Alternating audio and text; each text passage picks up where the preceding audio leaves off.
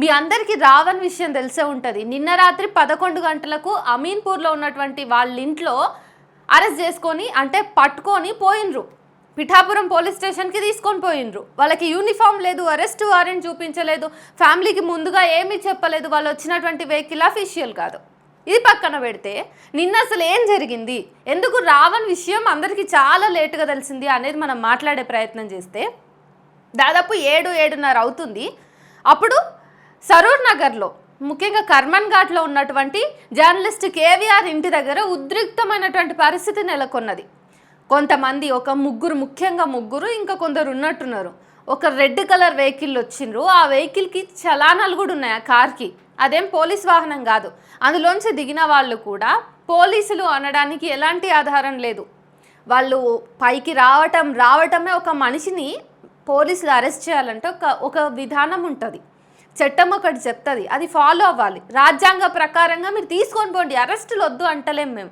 మీరు ఎట్లా తీసుకొని పోతున్నారు, ఎట్లా వీళ్ళని మెజిస్ట్రేట్ ముందు ప్రొడ్యూస్ చేస్తున్నారు అనేది ఇక్కడ మ్యాటర్ అవ్వాలి. మీరు ఎంత చట్టబద్ధంగా పట్టుకోపోతున్నారు, అతను నేరం చేసిండు అని మీరు అనుకున్నారు కాబట్టి అరెస్ట్ చేయడానికి వచ్చినప్పుడు మరి అరెస్ట్ చేసే విషయంలో మళ్ళీ మీరు ఇంకొక నేరం చేస్తే అతనికి మీకు తేడా ఉండదు కదా. మీ రకంగా ఆలోచిస్తే ఒకవేళ తను అన్న వ్యాఖ్యలు తప్పే అయితే మీరు చట్టబద్ధంగా నిరూపించండి, చర్యలు తీసుకోండి, హుందాగా చర్యలు తీసుకోవచ్చు కదా.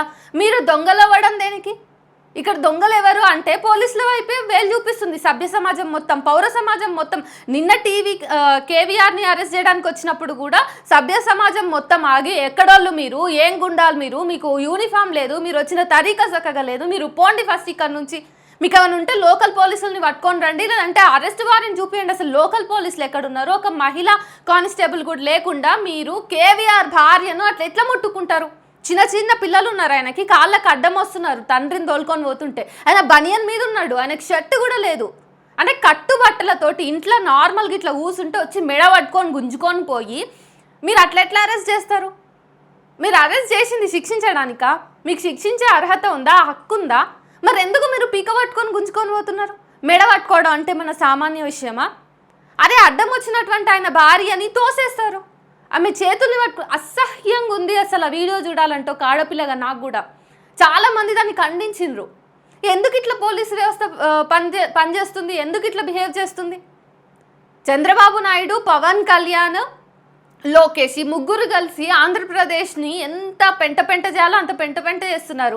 మళ్ళా తెలంగాణకు వచ్చి ఇక్కడ కూడా వాళ్ళ కుతంత్రమైనటువంటి రాజకీయాల్ని, ఆ దారుణమైనటువంటి రాజకీయాలను చేస్తామంటే తెలంగాణ సమాజం ఊరుకోదు. రేవంత్ రెడ్డి గారు ఎందుకు ఇంత సైలెంట్గా ఉన్నారు అనేది అర్థం కావట్లేదు. రావణ్ ఒకవేళ మొన్న జరిగినటువంటి సభలో తప్పు మాట్లాడిండు అని అనుకుంటే మీరు అట్లాంటి మాటలు మా అందరి మీద ఎన్నోసార్లు మరి చాలామంది మాట్లాడిండ్రు. వాళ్ళ మీద మేము కేసులు పెట్టినాం. ఒక్కరినన్నా ప్రొడ్యూస్ చేసిరా మీరు మెజిస్ట్రేట్ ముందు? ఒక్కరినన్నా కనీసం పట్టుకోవడం కాదు కదా, మా ఇంట్లోకి వచ్చినట్టు వాళ్ళ ఇంట్లోకి పోవడు కాదు కదా, కనీసం వాళ్ళు ఎవరు అని ఆరాధీసిండ్రా? ఒకవేళ అట్లా తీస్తే కూడా వాళ్ళని కాపాడడానికి తీసుంటారు తప్పిస్తే వాళ్ళని అరెస్ట్ చేసి మాకు చెప్పి ఇగో ఈడేనమ్మా నేను ఇట్లా అన్నాడు, ఈడేనమ్మా నీ ఫోటో మార్పు చేసిండు అని మాట్లాడినటువంటి, అంటే నాకు ఆ విషయం చెప్పినటువంటి సందర్భం ఒక్కటి కూడా లేదు.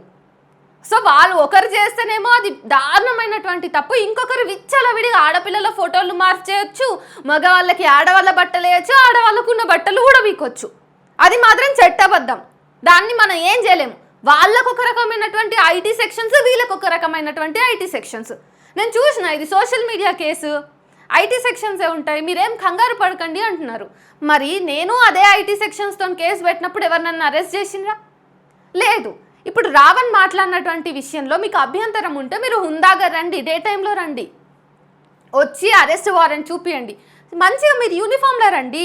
మీరు వస్తే మేము సహకరించమని ఎవరన్నా అంటున్నారా? యూనిఫామ్లో అరెస్ట్ వారెంట్ పట్టుకొని అఫీషియల్గా లోకల్ పోలీసులను కూడా వెంట తెచ్చుకొని వచ్చి అరెస్ట్ చేయడానికి వచ్చి కూర్చొని ఇగో ఇది అరెస్ట్ వారెంట్, ఇగో ఈ కారణం చేత మాకు ఆర్డర్ వచ్చింది, మేము తీసుకెళ్ళాలి ఇతన్ని, సో తీసుకెళ్ళి మేము మెజిస్ట్రేట్ ముందు ప్రొడ్యూస్ చేస్తాము, ఆ తర్వాత మీకు ఏమైనా అభ్యంతరాలు ఉంటే కోర్టులో తేల్చుకోండి అని హుందాగా కూర్చోబెట్టి మాట్లాడవచ్చు కదా. అది జరిగిందా ఏనాడైనా ఈ రెండు కేసుల్లో? కేవీఆర్ని అరెస్ట్ చేయడం అనేది ఇది మొదటిసారి కాదు. గతంలో కూడా రీసెంట్గానే ఒక 2 నెలల కింద ఇదే జరిగింది. ఒక ముఠాలాగా, దొంగల ముఠాలాగా, ఒక గూండా ముఠాలాగా వచ్చి అందరూ ఒక్కసారిగా ఇంటి మీద పడితే అది ఒక మిడిల్ క్లాస్ ఫ్యామిలీ వాళ్ళకి ఇవన్నీ తెలియదు. ఈ రాజకీయాలు, ఈ అరెస్టులు ఇవన్నీ తెలియదు వాళ్ళకి. మీరు చట్టాన్ని ఎట్లా చూపిస్తున్నారు? సామాన్యుడు ఈరోజు ఏమర్థం చేసుకోవాలి? రోడ్డు మీద గుమిగూడినటువంటి వాళ్ళు నిన్న చూసినటువంటి నేపథ్యంలో సో పోలీసులు అంటే ఇట్లనే ఉంటారు, అరెస్టులు అంటే ఇంత ఘోరంగా ఉంటాయి అంటే మనుషులకు ఇవ్వాల్సినటువంటి గౌరవాన్ని మీరు ఏడగలుపుతున్నారు, ఏ గంగలో పోయి కలుపుతున్నారు? రాజ్యాంగం ఎట్లా ట్రీట్ చేయమన్నది మనిషిని? రాజ్యాంగం ప్రతిదానికి ఒక తరీకాని ఇచ్చింది కదా, గైడ్ లైన్స్ ఇచ్చింది కదా. సుప్రీంకోర్టు ఇచ్చినటువంటి గైడ్ లైన్స్ని కూడా ఫాలో అవ్వకుండా నిన్న ఆంధ్రప్రదేశ్ పోలీసులు బొబ్బిలి నుంచి వచ్చి మరి ఒక జర్నలిస్ట్ని పట్టుకొని పోవడానికి, మళ్ళా అతని వైఫ్ మీద అసభ్యంగా అతని వైఫ్ని పట్టుకోవడం, ఆమె మొబైల్ని కూడా తీసుకొని పోవడం. అసలు నిన్న ఏం జరిగింది? 7:30 to 8 మధ్య ఒక కాల్ వస్తే మేము వెళ్ళినాం సరూర్ నగర్ పోలీస్ స్టేషన్కి. నేను జర్నలిస్ట్ రాకేష్ వెళ్ళినప్పుడు అప్పటికే అతనికి బనియన్ కూడా లేకుండే కదా. అతనికి పోలీసులు ఒక కొత్త షర్టు కొని ఆయనకి వేసి వాళ్ళ భార్యని అతని నుంచి వేరు చేయడానికి అక్కడ సరూర్ నగర్ పోలీస్ స్టేషన్లో ఉన్నటువంటి ఇద్దరు కానిస్టేబుల్ హెల్ప్ తీసుకున్నారు తప్ప కేవీఆర్ ఇంటి దగ్గర నుంచి ఆ పోలీస్ స్టేషన్ దాకా వచ్చే వరకు దాదాపు అసలు ఒక మహిళా కానిస్టేబుల్ కూడా లేదు ఆమెని హ్యాండిల్ చేసినటువంటి విషయంలో. ఎందుకు ఇట్లా జరిగింది మరి? సరే, ఆ పోలీస్ స్టేషన్లో వాళ్ళిద్దరిని విడదీసినాక ఆ మొబైల్ నాది నాకు ఇచ్చేయండి అంటే ఇస్తలేరు, వేసుకొని పోయినరు. అప్పుడే ఇంకా వెంటనే కార్లో వేసుకున్నారు ఆయనని. మేము వీడియో తీస్తుంటే ఎవరు మీరు, ఐడి కార్డు చూపియండి, ఎవరు మీరు, ఏం జర్నలిస్ట్ మీరు అని అడుగుతున్నారు. మీరు యూనిఫామ్ లేకుండా ఏదో ఒక వాహనం వేసుకొని అరెస్ట్ వారెంట్ కూడా చక్కగా చూపించకుండా ఉంటే మేము మిమ్మల్ని అట్లే క్వశ్చన్ చేసినామా? మరి ఎందుకు పట్టుకుని మీరు మా మనిషిని చెప్పాలి కదా దానికి.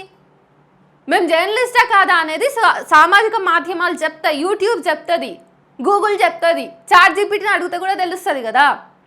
అట్లా ఉంది వాళ్ళ వైఖరి. మేమంతా ఇక వెంటనే డిజిటల్ మీడియా జర్నలిస్టులు, ఉద్యమకారులు అందరూ సరూర్ నగర్ పోలీస్ స్టేషన్కి వచ్చి బాగా దుఃఖపడుతుంది. ఆమె ఏడుస్తుంది, విజయలక్ష్మి గారు, కేవీఆర్ భార్య. ఆమె ఏడుస్తుంది. అక్కడ ఉన్నాము, అక్కడ చేయాల్సిన ప్రొసీడింగ్స్ అన్నీ జరుగుతూ ఉన్నాయి. సో మేమంతా అక్కడ కాన్సన్ట్రేట్ అయ్యి ఉన్నప్పుడు అంటే చూడండి ఎంత స్ట్రాటజికల్ మూవ్ తీసుకుంది ఆంధ్రప్రదేశ్ ప్రభుత్వం. ఉన్నటువంటి డిజిటల్ మీడియా జర్నలిస్టులు, చైతన్యవంతమైనటువంటి ఉద్యమకారులు అందరినీ సరూర్ నగర్ పోలీస్ స్టేషన్ దగ్గర కాన్సన్ట్రేట్ చేసి తన పని తను ఇంకొక ప్లాన్ని ఎగ్జిక్యూట్ చేసింది. ఆ మెయిన్పూర్లోంచి ప్రశ్న రావణ్ను ఎత్తుకొని పోయింది. సో ప్రశ్న రావణ్ విషయంలో కనీసం వీడియో ఫుటేజ్ కూడా లేదు. అరెస్ట్ చేస్తున్నప్పుడు ఆయనను అరెస్ట్ చేసిన ఏ చిన్న ఎవిడెన్స్ కూడా లేకుండా గప్చుప్కి వచ్చారు, పట్టుకొని పోయినరు, పిఠాపురంకి తీసుకొని పోయినరు. సో అందరు ఇక్కడ ఉండటం, అందరూ ఆల్రెడీ హై టెన్షన్గా ఉండటం వల్ల ఎవరు మొబైల్స్ ఆన్లో ఉంచుకోకపోవడం, అంటే ఎవరు యాక్టివ్గా మొబైల్ ఫోన్ యూజ్ చేయకపోవడం, వీటన్నింటి విషయాల వల్ల రావణ్కి ఏం జరుగుతుంది అనేది ఇక్కడ మాకు తెలియలేదు. సరూర్ నగర్లో ఉన్నప్పుడు మాకు తెలిసేసరికి అర్ధరాత్రి 1, 2 అయ్యింది. ఆ టైంకి చూస్తే మేము ఎంత వెతికితే ఒక్క ఎవిడెన్స్ కూడా లేకుండా చాలా స్ట్రాటజికల్గా ఒకటేసారి వాళ్ళు ఇద్దరిని అరెస్ట్ చేశారు. ఇది పక్కా స్కెచ్ తోటి చేసినటువంటి ప్లాన్ అని చెప్పేసి అర్థమవుతుంది. నిన్న పొద్దున్న నుంచి ఆల్రెడీ కేవీఆర్ని అరెస్ట్ చేయడానికి సివిల్లో ఉన్నటువంటి పోలీసులు మరి వాళ్ళు గుండాలో ఎవరు వాళ్ళు తిరుగుతూ ఉన్నారంట. అదే వీధిలో పహారా కాసుకొని అంత కాపు కాయాల్సినటువంటి అవసరం ఏమున్నది? అట్లా చూసి వెయిట్ చేసి అందరు ఉన్నప్పుడు పట్టుకుపోదామని చెప్పేసి సాయంత్రం ఒక్కసారిగా ఒక ముఠా వచ్చి దాడి చేసినట్టుగా దాడికి దిగిన 3వ ఫ్లోర్ నుంచి ఈడ్చుకొని పోయినరు ఆయనని. ఇక్కడ అందరు ఉన్నప్పుడు మళ్ళీ అక్కడ రావణ్ మీద చేయాల్సిన ప్రయోగం రావణ్ మీద చేసిరు. అసలు రావణ్ మొహం కూడా చూపించలేదు. మాకు అనుమానాలు ఉన్నాయి ఇప్పుడు రావణ్కి ఏమైందో, కొడుతున్నారో ఏం చేస్తున్నారో. ఆల్రెడీ కేవీఆర్ మీద 3rd డిగ్రీ ప్రయోగించారు కాబట్టి రాత్రి నుంచి మేము ఆ టెన్షన్లు ఉన్నాం. కేవీఆర్ని మరి తోలుకపోతుర్రు, మార్గ మధ్యలోనే ఆయనను దింపి ఆయనను పారిపో అని చెప్పి ఎన్కౌంటర్ చేస్తారో, మళ్ళీ 3rd డిగ్రీ ప్రయోగిస్తారో, అసలు ఈరోజు కోర్టు ఉంటుందా, అసలు ఇతన్ని మెజిస్ట్రేట్ ముందు ప్రొడ్యూస్ చేయడానికి అనుకూలంగా ఉంటుందా లేదా అనే సమస్య, ఆ ప్రశ్నలన్నీ మాకు చాలా ఉన్నాయి. ఇన్ని భయాల మధ్య మేము ఉన్నప్పుడు అతన్ని ఏం చేస్తారో అని చెప్పేసి గతంలో అతని మీద 3rd డిగ్రీ ప్రయోగించినప్పుడు కూడా కేవీఆర్ ఒక్కటే మాట అన్నాడు, అక్కడ పోలీసు వాళ్ళు ఆడవాళ్ళని తిట్టినటువంటి బూతులను ఊహించుకుంటే ఆ బూతులకే చచ్చిపోబుద్ది అవుతుంది. దెబ్బలు అవన్నీ పక్కన పెట్టండి, దెబ్బ పడితే ఎట్లన్నా భరిస్తాం, కానీ ఆడవాళ్ళని అన్ని మాటలు అంటున్నారు, తెలంగాణ ఆడవాళ్ళని అంటున్నారు అని చెప్పేసి ఆయన బాధపడ్డాడు. ఆయన ఒంటి మీద ఉన్నటువంటి 3rd డిగ్రీ దెబ్బల కంటే కూడా మన తెలంగాణ ఆడవాళ్ళని అన్నటువంటి వ్యాఖ్యల మీద కేవీఆర్ ఆ రోజు బాధపడ్డాడు మా అందరితోటి. అర్థం చేసుకోండి. ఈరోజు రావణ్ని అరెస్ట్ చేసినటువంటి వీడియో ఫుటేజ్ ఒక్కటి లేదు. అసలు వాళ్ళ ఫ్యామిలీ మానసిక పరిస్థితి ఎట్లా ఉంది తెలీదు, అతని కాంటాక్ట్స్ ఏవి ఎవరికి తెలీదు. మొత్తం ఇది ఒక స్కెచ్ తోటి ఇద్దరిని ఒక యాక్టివిస్ట్, ఒక జర్నలిస్ట్, ఇద్దరిని తెలంగాణకు ఒక స్ట్రాంగ్ వాయిస్గా ఉన్నటువంటి వాళ్ళిద్దరిని తీసుకుపోయి ఒకరిని పిఠాపురం జైల్లో పడేసిండ్రు, ఇంకొకరినేమో బొబ్బిలికి తీసుకెళ్తామని చెప్పిర్రు. ఈ రెండు విషయాల్లో కూడా పిఠాపురం పోలీస్ స్టేషన్లో ఒకవేళ రావణ్ ఉన్నాడనే అనుకుందాం, మరి ఎందుకు ఒక్కసారైనా మీడియా ముందు చూపించాలి కదా. ఆల్రెడీ పిఠాపురం చుట్టూ పోలీస్ స్టేషన్ చుట్టూ కూడా మీడియా నుంచి చాలామంది పోయినరు, యాక్టివిస్టులు పోయినరు, లోకల్లో ఉన్నటువంటి వాళ్ళు, పొలిటీషియన్స్ పోయినరు. అయినా కానీ ఒక్కసారి కూడా ఒక్క సెకండ్ కూడా రావణ్ని మీడియాకి చూపించలేదు. ఎందుకు ఇంత భయపడుతోంది ఆంధ్ర ప్రభుత్వం? మరి ఇంత జరుగుతుంది రెండు రాష్ట్రాలలో. సోషల్ మీడియా చూడండి, డిజిటల్ మీడియా చూడండి, యూట్యూబ్ చూడండి, ఈవెన్ మెయిన్ స్ట్రీమ్ మీడియాలో కూడా కొన్ని ఛానల్స్ వార్తలు వేసినాయి. మరి ఇంత హైటెన్షన్ రెండు రాష్ట్రాలలో ఉన్నప్పుడు తెలంగాణ ప్రభుత్వం ఎందుకు మిన్నకుండిపోయింది? తెలంగాణ ప్రభుత్వం ఒక్క మాట అన్న మాట్లాడి వాళ్ళను సేఫ్గా పెట్టండి, వాళ్ళ మీద ఈగ కూడా వాలొద్దు అని చెప్పేసి ఆంధ్రప్రదేశ్ పోలీసులకు ఒక హెచ్చరిక చేయొచ్చు కదా. మీ గురువు గారే కదా అవతలు ఉన్నది, ఆయనకు ఒక ఫోన్ చేసి వాళ్ళని జాగ్రత్త, వాళ్ళని ఒకసారి చూపియండి, ఏదైనా ఉంటే మీరు చట్టబద్ధంగా పోండి, చేసుకోవడం కాదు, చట్టాన్ని చేతుల్లోకి తీసుకోవడం కాదు అని చెప్పేసి అటు వాళ్ళకు ఒక మాట చెప్పి ఒక ప్రెస్ మీట్ పెట్టి తెలంగాణ పౌర సమాజానికి ఒక ధైర్యం ఎందుకు ఇవ్వలేదు రేవంత్ రెడ్డి? కేవలం ఆయన ముఖ్యమంత్రి అయినా హోంశాఖ కూడా ఆయన చేతిలోనే ఉంది అన్నప్పుడు తెలంగాణ సమాజం ఎదురు చూస్తుంది. రేవంత్ రెడ్డి ఏం మాట్లాడతాడు, ఎట్లా రేవంత్ రెడ్డి ఈ పౌరుల్ని రక్షించుకుంటాడు, రాష్ట్ర ప్రజలకు ఎట్లా భరోసా అవుతాడు అని ఎదురు చూస్తుంది తెలంగాణ సమాజం ఈరోజు. ఇది ఇట్లానే కంటిన్యూ అయితే ఇప్పటికే ఆంధ్రప్రదేశ్ పోలీసుల దౌర్జన్యం తెలంగాణలో విపరీతంగా చెలరేగిపోతున్న నేపథ్యంలో మళ్ళీ రెండు అరెస్టులు ఒకటే రాత్రికి రాత్రి అది కూడా జరగడం అనేది తెలంగాణ ప్రజానీకం ఏమాత్రం సహించరు. అలాగే అసలు జర్నలిస్టులుగా ఉండి మా పనులు మేము చేసుకోవడానికి ఈరోజు భయపడాలా? అంటే ఏం మెసేజ్ చేయాలనుకుంటున్నారు సొసైటీకి? ఇక జర్నలిజంలోకి ఎవరు రాకండి, మీరు జర్నలిస్ట్గా మారినరో మీ అంతు చూస్తాం అనేది ఏమైనా కాల్ చేయాలనుకుంటున్నారా రెండు ప్రభుత్వాలు కలిసి? రెండు ప్రభుత్వాలు ఇంత మూకుమ్మడిగా ఎందుకు చేతులు కట్టుకొని కూర్చున్నాయి? ఎందుకు ఇంత దౌర్జన్యపూరితంగా ఒక నిర్బంధకర వాతావరణాన్ని రెండు రాష్ట్రాలలో చూపిస్తున్నాయి? మీకు ఒకవైపు వాళ్ళు మాట్లాడేవి తెలుస్తుంది, ఇవన్నీ రియాక్షన్స్, యాక్షన్స్ని ఎప్పుడు అరెస్ట్ చేస్తారు? ప్రేరేపిస్తున్నటువంటి ఆ శక్తులను ఎప్పుడు అరెస్ట్ చేస్తారు? వాళ్ళు మీ వైపు ఉన్నారా? లేకపోతే వాళ్ళని పెట్టి మరి యువతలను రెచ్చగొట్టించి యువతలు మాట్లాడినాక వీళ్ళని పిక్ చేసుకొని పోదాం అనే ప్లాన్స్ ఏమైనా ఉన్నాయా? అంటే ప్రజాస్వామిక వాతావరణము తెలంగాణలో ఉండకుండా చేయాలని రేవంత్ రెడ్డి ఏమైనా అనుకుంటున్నాడా? నోరు తెరిస్తే ప్రజాపాలన అంటాడు. ఎక్కడ ప్రజాపాలన ఉంది? ఇక్కడ డెమోక్రసీ ఎక్కడుంది? డెమోక్రటిక్ స్పేస్ ఎక్కడుంది? మా అభిప్రాయాల్ని మేము చెప్పడము, మా రాజకీయ విశ్లేషణలు మేము చేయటము, మా వార్తలు మేము చదవటము ప్రతిదీ నేరం అవుతా ఉంటే ఈ తెలంగాణ రాష్ట్రంలో ప్రజాపాలన పక్కకెట్టండి, కనీసం రాజ్యాంగం పనిచేస్తుందా అనేటటువంటి సందేహం, అనుమానం తెలంగాణ ప్రజలకు వస్తుంది. రేవంత్ రెడ్డి అత్యంత బాధ్యత రాహిత్యంగా మసులుకుంటున్నాడు. ఇది తప్పు. తెలంగాణ ప్రజల నుంచి తిరుగుబాటు రాకముందే రేవంత్ రెడ్డి కళ్ళు తెరిచి ఇప్పటికైనా తన ఒక హోదా, ఒక మంచి పొజిషన్లో ఉన్నాడు అనేది గుర్తు తెచ్చుకొని ఈ జర్నలిస్ట్ను, ఈ యాక్టివిస్ట్ను విడిపించాలి. ఏమైనా ఉంటే మీరు అఫీషియల్గా చట్టబద్ధంగా రాజ్యాంగాన్ని నమ్ముకొని ఆ ప్రొసీడింగ్స్ ఫాలో అవ్వండి. హుందాగా వ్యవహరించడం నేర్చుకోండి. గూండాగిరి చేయడానికి కాదు పోలీసులు ఉన్నది, శాంతి భద్రతలకు విఘాతం కలిగించడానికి కాదు పోలీసులు ఉన్నది. కానీ ఈరోజు ఆంధ్రప్రదేశ్ ప్రభుత్వం, అక్కడి పోలీసు వ్యవస్థ మొత్తం కూడా పనిగట్టుకొని ఎక్కడికక్కడ తెలంగాణ ఆత్మగౌరవాన్ని, తెలంగాణ బిడ్డల హక్కులను కాలరాయడానికే పనిచేస్తుంది. ఇక్కడ ఉన్నటువంటి తెలంగాణ జర్నలిస్టుల, యాక్టివిస్టుల గొంతు నొక్కేయడానికి, వీళ్ళ హక్కులు కాలరాయడానికే పనిచేస్తుంది. కాబట్టి రేవంత్ రెడ్డికి మళ్ళీ చెప్తున్నాం, తెలంగాణలో మూడోసారి తెలంగాణ ఉద్యమం మళ్ళీ వచ్చే వరకు వెయిట్ చేయకండి. ఇప్పుడు చర్యలు తీసుకుంటారా?